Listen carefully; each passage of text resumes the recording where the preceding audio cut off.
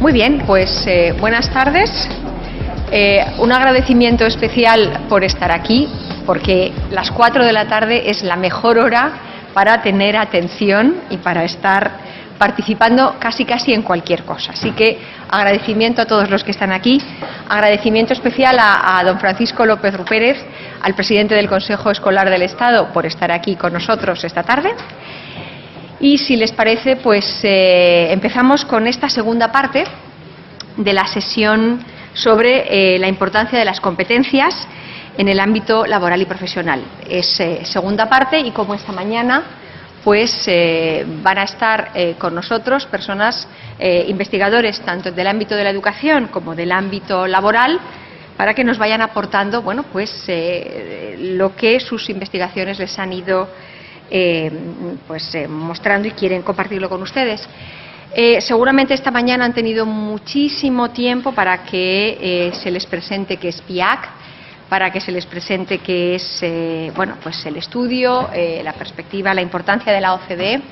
Simplemente permítanme una pequeñita pincelada, y es que la Unión Europea, que como ustedes saben es inteligente y se apropia de todo lo que los otros organismos internacionales hacen y les parece interesante, pues no solamente presentó PIAC en su momento de la mano del director adjunto de Educación, de Andreas Schleicher, en Bruselas, la está incluyendo en casi todos sus documentos de recomendaciones, de conclusiones para los ministros, y ahora que ya estamos en este nuevo programa de educación que se llama Erasmus+, pues en las modificaciones que va a introducir ahora ya en 2014, pues va a haber ya convocatorias específicas para hacer investigaciones tanto sobre PISA como sobre PIAC. Con lo cual, pues como ven, esto ya es algo que pertenece al mundo, a pesar de que el trabajo, pues obviamente, lo haya capitaneado la OCDE. Si les parece, pues empezamos con el primero de los ponentes. Tendríamos unos 20 minutitos por ponencia. En este momento, José Saturnino Martínez García está a mi derecha, lo cual no quiere decir que vaya a estar todo el tiempo a mi derecha, porque jugaremos un ratito a las sillas musicales, también considerando la hora para hacer un poco de ejercicio. Después de su intervención continuará Laura Hernández La Higuera y cerrará la sesión José Antonio Robles Zurita. En principio, pues serían unos 20 minutitos y si les parece seguimos el procedimiento de la mañana. Haría cada uno su intervención y así luego al final tendríamos un turno para sus intervenciones y preguntas. José Saturnino Martínez García es doctor en Sociología por la Universidad Autónoma de Madrid, máster en Economía del Trabajo por la Carlos III y licenciado en Sociología y Ciencias Políticas en Madrid. En este momento es profesor asociado en el Departamento de Sociología de la Universidad de La Laguna, pero entre los años 2007 y 2011 fue asesor del presidente del Gobierno sobre educación, política social y opinión pública, y antes fue profesor ayudante de Sociología en la Universidad de Salamanca. Sobre todo su línea de investigación se ha centrado en lo que tiene que ver con igualdad educativa. Así que cuando quieras. Hola, buenas tardes.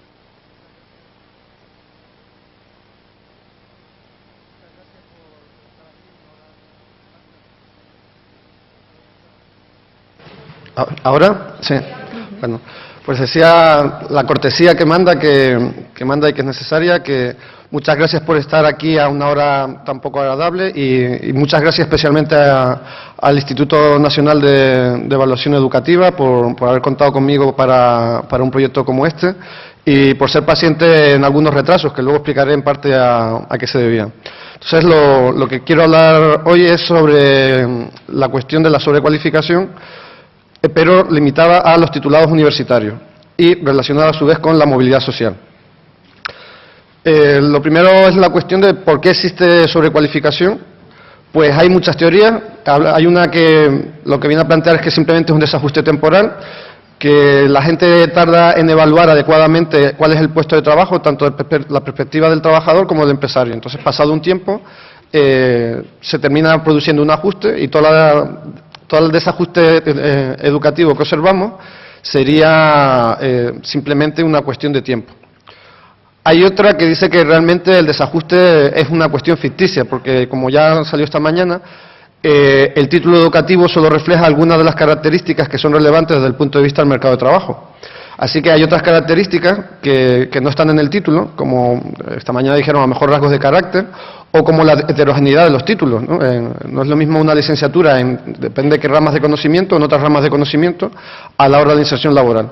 Entonces, si fuésemos capaces de medir toda esa heterogeneidad que hay detrás de los títulos educativos, al final veríamos que tampoco hay sobrecualificación.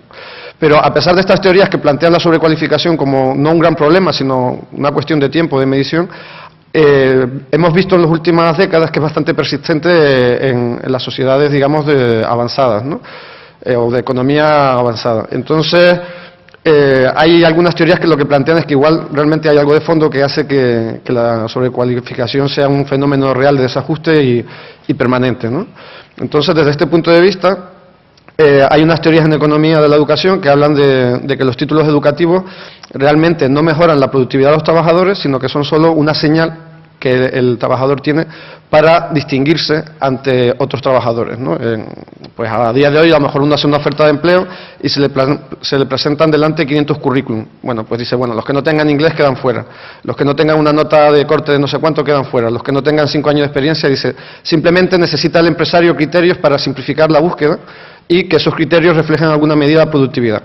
Y luego lo que la gente sabe, lo que la gente ha aprendido en la carrera, lo que la gente ha aprendido en el sistema educativo formal, pues no va a ser tan relevante en el puesto de trabajo. Eso ya lo aprenderá en el propio proceso de trabajo, ¿no? Para la mayoría de las titulaciones. Siempre hay algunas que serían excepción, pero esto contaría el proceso en general, ¿no?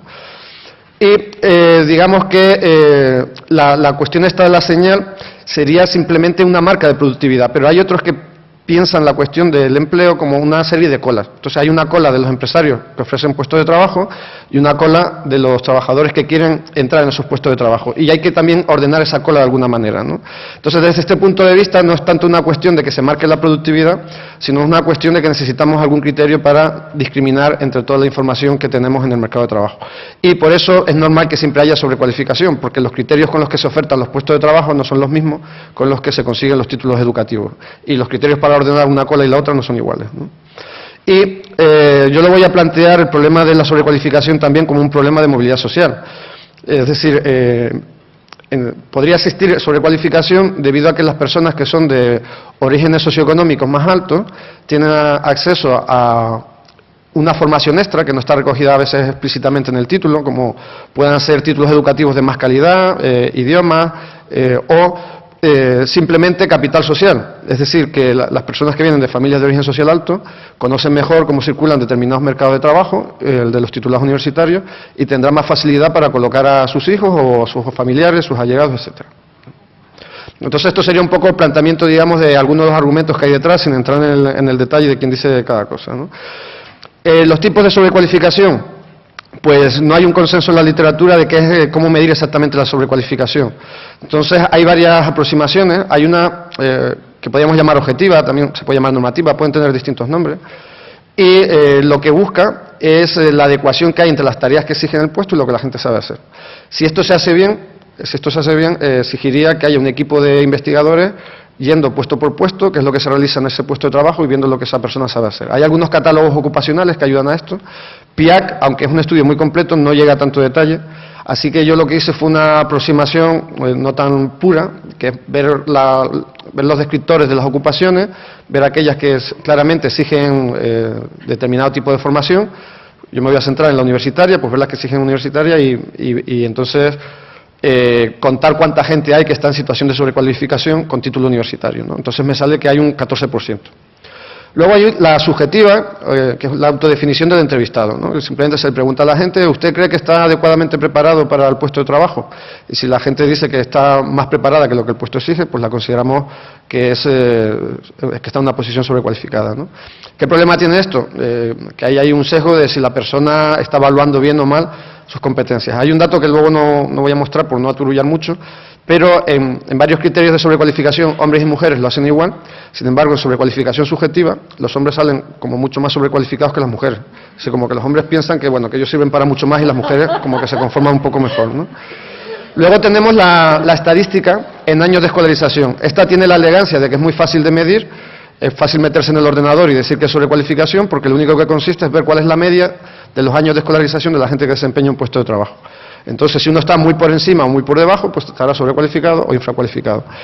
¿Qué problema tiene esto? Imaginemos una situación que, no sé, a lo mejor uno va aquí al barrio de Las Letras y piensa que, con esta metodología, piensa que lo que hace falta para ser camarero es titulado universitario, ¿no? ¿Por qué? Porque a lo mejor hay mucha gente con una titulación por encima del desempeño del puesto y eso podría estar distorsionando, ¿no? Así que ahí también tenemos un problema, ¿no? Y aquí me sale una sobrecualificación de un 14%. Y además hay un elemento que puede ser un constructo estadístico que luego va a aparecer un poquito, ¿no? Y yo he aprovechado PIAC para hacer un nuevo criterio de sobrecualificación, que luego, cuando ya se publicó el informe de la OCDE, vi que ellos lo hacían mucho mejor que lo que se me había ocurrido a mí. Y el criterio es el de tener en cuenta cuál es el nivel medio de competencias que tiene la gente que desempeña un puesto de trabajo y aplicar el mismo argumento que vimos en años de escolarización. Entonces, los que estén muy por arriba o muy por abajo están o sobrecualificados o infracualificados, ¿no? Entonces, tiene el mismo problema que años de escolarización, pero la variable con la que se mide es la competencia, no los años de escolarización. Lo que ha hecho la OCDE en el estudio que luego se publicó, porque yo cuando trabajé con esto no se había publicado, ha sido preguntar a la gente si está adecuadamente en el puesto de trabajo, si no recuerdo mal, y luego ver cuáles son las competencias medias que tiene la gente que dice que está adecuadamente en ese puesto de trabajo. Es decir, han hecho, sobre estos 5, la OCDE ha sido capaz de hacer uno más sofisticado y posiblemente más robusto que el que yo haya hecho, o sea que podemos tener por lo menos 6 criterios distintos de sobrecualificación, ¿no? Aquí tenemos los infracualificados, los ajustados y los sobrecualificados. Me he quedado solo con la población ocupada para evitar estos problemas que comentamos esta mañana que podía tener el paro de pérdida de competencia, y mayores de 25 años para evitar también la situación de que, bueno, a partir de los 25 años, como también se ha señalado esta mañana, en España, pues la gente prácticamente sus estudios los acaba en ese periodo de juventud, ¿no? Entonces ya podemos hacer un corte, digamos, que no es solo la gente que está estudiando, sino la gente que más o menos ya casi tiene su nivel de estudios, ¿no? Entonces aquí vemos que la subjetiva es la que sale, la sobrecualificación subjetiva es la que nos sale un poco más alta. Aquí, vale. Y el resto son parecidas, ¿no? Entonces ahora la cuestión está en si estamos midiendo realmente cosas muy parecidas. Entonces aquí tengo el número de indicadores de sobrecualificación cumplidos por cada ocupado, ¿no? Este 44% quiere decir que el 44%, el 44,7% de los ocupados al menos cumple un requisito de los de sobrecualificación, de los 5 que hay. Pero luego solo el 28% cumple 2 requisitos y solo un 3,5% cumple los 5 requisitos. ¿Qué quiere decir esto? Que realmente cada una de las maneras de medirlo está midiendo una cosa distinta, pero si estuviésemos midiendo con los 5 indicadores la misma cosa, pues este 3,5 tendría que ser muchísimo más alto, y sin embargo no sale muy bajo. Entonces aquí hay un problema de que el concepto de sobrecualificación de manera intuitiva es muy claro, pero cuando elaboramos distintos indicadores para medirlo, son poco coherentes entre ellos. Entonces a mí, como investigador, estas cosas te dan un susto, dolor de cabeza y te hacen pasarlo mal. Tú quieres un indicador, quieres muchos indicadores que coincidan a la hora de medir lo que tú quieres medir, y no como este caso, que a mí por lo menos me salió algo muy disperso, ¿no? Y encima siempre te quedas con la duda de si tú has programado mal, el CPSS, etcétera. Pero bueno, eso ya son problemas aparte. Luego tenemos la cuestión en que me voy a centrar, que son los sobrecualificados, ¿no? Entonces, en los sobrecualificados universitarios, los sobrecualificados universitarios, estas son las proporciones para cada tipo de sobrecualificación. Vemos que la subjetiva también es mayor, como para el conjunto de la población, y vemos que los porcentajes están en torno a un cuarto, más o menos. Un cuarto empleemos el indicador que empleemos, un cuarto de los universitarios está sobrecualificado, pero ya sabemos que cada uno de esos indicadores es una cosa distinta. Ahora la pregunta está en por qué planteo yo la sobrecualificación también como un problema de movilidad social. Entonces, digamos, a igualdad de títulos educativos se colocan mejor los de origen social alto. O sea, a lo mejor la sobrecualificación al final no es un problema de funcionamiento del mercado de trabajo en un sentido tradicional, que hay que mejorar competencias, etcétera, sino es un problema de cómo es la movilidad social, de cómo es el reconocimiento de lo que tú sabes hacer, que no es tan puro como parece a través del mercado, ¿no? Entonces, por un lado tendríamos lo que podemos llamar competencias duras, que se consiguen recursos extras, ¿no? Como pueden ser, como dije al principio, pues idiomas, cursos específicos. Podríamos meter esto en un paquete de capital humano o capital económico, ¿no? O podrían ser las competencias blandas, las que tienen que ver con rasgos de personalidad, con saber estar, con manejo de conocimientos tácitos, es decir, pues ¿Cómo quedas bien en una entrevista? Pues tienes que estar relajado, tienes que estar adecuado. Entonces, si nunca te has puesto corbata, el día que te pones corbata vas nervioso en la entrevista, ¿no? Este tipo de cuestiones que son como más tácitas, más indirectas y que luego se reconocen también en el mercado de trabajo, aunque no estén en el título educativo, ¿no? Y luego tenemos esta cuestión de las conexiones sociales, del capital social, ¿no? Entonces, ahora lo que tenemos aquí es el nivel de estudios del padre, que está en 3 categorías, y los niveles de estudios de la población. ¿Hay relación entre el origen social y el nivel educativo? Pues sí. Si vemos aquí, si tu padre tiene estudios superiores, la probabilidad de que tú tengas estudios superiores es del 70%. Si tu padre no pasa de primario, la probabilidad de que tengas estudios superiores es del 20%. Así que se ve que hay una fuerte relación entre el origen social y el nivel educativo. No vamos a entrar en los detalles de la causalidad. El estudio, tal y como yo lo he hecho, no es tan riguroso y tan robusto como los que vimos esta mañana, que hace un esfuerzo por quitar asociación y quedarse con la idea de causalidad. Yo todo lo que estoy presentando, digamos que es mucho más tentativo, es más una primera aproximación en el sentido de que no estoy controlando las cuestiones de causalidad, ¿no? Pero en principio se ve que la asociación sí que es muy fuerte, muy conocida en la literatura y estamos en promedios más o menos de otros países, ¿no? Y aquí, fíjense que he puesto, con toda la idea del mundo, no FP de grado superior, sino FP superior. ¿Por qué? Porque en esta categoría realmente hay maestría industrial, hay FP2 y hay FP de grado superior. Entonces, FP superior porque es la superior de cada uno de los sistemas educativos que ha habido en España. Y por los motivos que se dijeron también esta mañana, he preferido dejarlo aparte, como vamos a ver ahora, porque tiene un comportamiento muy distinto. Y es que los estudios, tal y como se están midiendo en España, yo creo que tienen un serio problema, porque la FP de grado superior, sin duda, es un título de educación superior. Pero la FP de segundo ciclo, que teníamos antes, no está tan claro que sea un nivel de estudio superior. Depende cómo lo midamos. Y la maestría industrial que teníamos antes, tampoco. Entonces, cuando llamamos que la FP de grado superior es estudio superior y metemos al mismo tiempo la FP2 y metemos al mismo tiempo la FP de grado medio, al final en estudios superiores tenemos ya una cosa que no sabemos lo que es. Entonces yo precisamente para evitar ese problema hablo de universitarios y la FP de grado superior, la FP superior, que no de grado superior, la estoy dejando al margen, precisamente para evitar esa cuestión. Y como se dijo esta mañana, hay que aprovechar que aquí hay muchas personas con responsabilidad en el ámbito educativo para que, en la medida de lo posible, las mediciones que se hagan mediante encuestas u otros procedimientos de la educación, pues reflejen la heterogeneidad de los títulos que hay ahora mismo en la población española, que hay población que ya dentro de poco vamos a tener vivos, gente de 4 sistemas educativos distintos, que los títulos no siempre son comparables, ¿no? Entonces aquí lo que me interesa que se vea es, tenemos este 70% que antes era una línea de un solo color, lo tenemos partido entre los distintos títulos. Entonces tenemos cuáles son los de FP, los de diplomatura, los de licenciatura y los de doctorado. Y sobre todo me interesa que vean que los de FP, a medida que el nivel educativo del padre es mayor, hay menos presencia de los de FP. De manera que si metemos los de FP con los de universidad, estamos creando una variable muy heterogénea a la hora de medir este tipo de cuestiones. Por lo cual es importante, cuando hablamos de educación superior en España, siempre tener claro en la cabeza que estamos hablando también de maestría industrial y de FP2, y no solo de licenciados. Y también están diplomados, por supuesto, ¿no? Pero en el caso de diplomados, doctorados, licenciados, todo va en el mismo sentido, a mayor nivel, mayor, pero en la FP va en sentido contrario, ¿vale? Bien, ahora lo que tengo es el rendimiento en lectura según el nivel de estudios de los ocupados y el nivel de estudios del padre.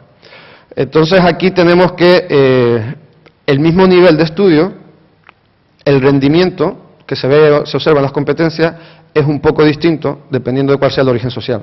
De manera que, por ejemplo, los licenciados, si uno es licenciado en una familia de bajo nivel cultural, pues su nivel de competencia es más bajo que si uno es licenciado de una familia de alto nivel cultural. Entonces hay una asociación, ya digo, no estoy hablando de causalidad, pero sí que hay un elemento que tener en cuenta. Y donde hay más diferencia es en el nivel más bajo, precisamente, donde hay más diferencia. Las otras no son muy grandes, pero sí que se aprecia. Esto, por un lado, lo podemos ver desde el punto de vista positivo, si vemos que aquí las diferencias son pequeñas y son mucho más grandes que estas. Es decir, entre licenciados y diplomados, el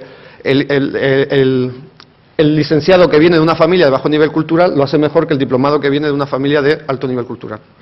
En ese sentido, podemos decir que la certificación de competencias que realiza el sistema educativo formal más o menos refleja la diferencia esta que tenemos de competencias. En cierta medida se está viendo con todos los problemas que vimos esta mañana, pero bueno, parece que algo se puede ver, ¿no?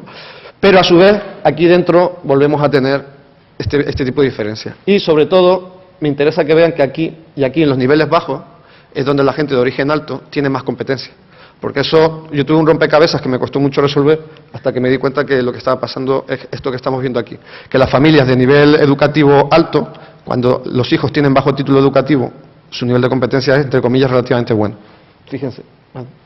Uno de primario de una familia de alto origen social lo hace como uno de secundarios prácticamente de una familia de bajo nivel social, ¿no?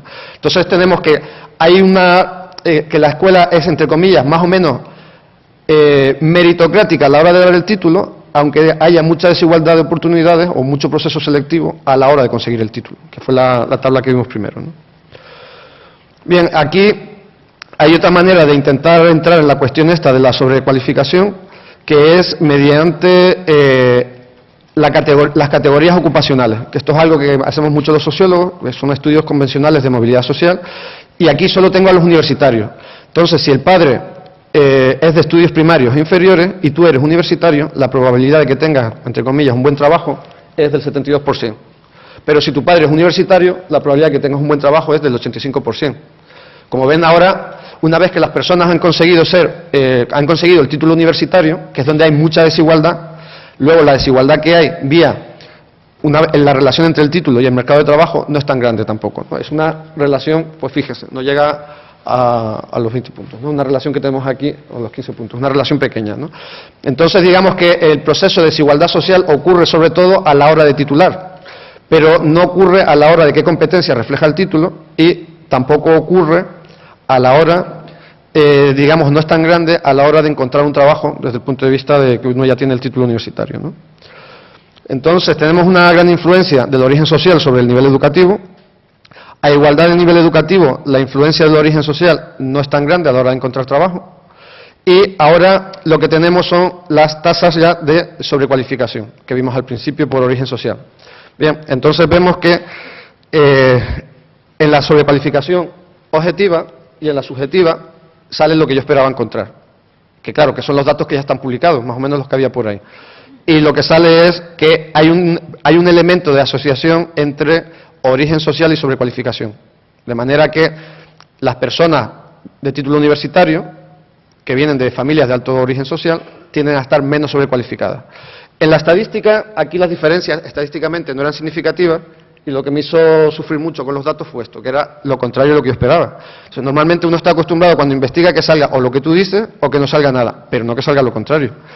Entonces a mí me llamaban del INE y me decían, Pepe, manda ya los datos. Yo digo, no puedo, es que no sé lo que tengo. Hasta que le di muchas vueltas y me di cuenta que lo que pasaba es lo que veíamos antes, que la gente que no tiene el título, la gente de origen alto que no tiene el título, tiene buenas competencias. Y por eso está saliendo aquí alto. Es decir, una persona de estudios primarios de origen alto tiene un nivel alto de competencia. Y ese es el efecto que luego estoy viendo en estas cuestiones de sobrecualificación. Entonces tenemos un elemento de que las personas de origen social alto pueden tener una vinculación con cómo consiguen las competencias que es distinta. Aquí lo que estamos viendo es que hay unas competencias que ellos consiguen en el hogar que no están certificadas en el mercado de trabajo. Posiblemente estemos viendo algo de eso, creo yo, por intentar buscar una explicación porque tampoco sigo sin tenerla muy clara, ¿no? Y luego hay otra cuestión que es muy típica en la literatura, sobre todo a partir de los 60, pero sobre todo en los últimos años ha vuelto a tomar fuerza, que es la relación que hay entre competencias duras y competencias blandas a la hora de la inserción laboral. Entonces, cuando poca gente estudiaba, si tú acabas la carrera te colocabas. Cuando mucha gente estudia, al acabar la carrera no te colocas con tanta facilidad. Entonces puede que las competencias duras, que son las cognitivas, aquí he puesto las que vienen en PIAC, que es trabajar con TIC, realizar cálculos, leyendo y escribiendo informes, etcétera, ¿no?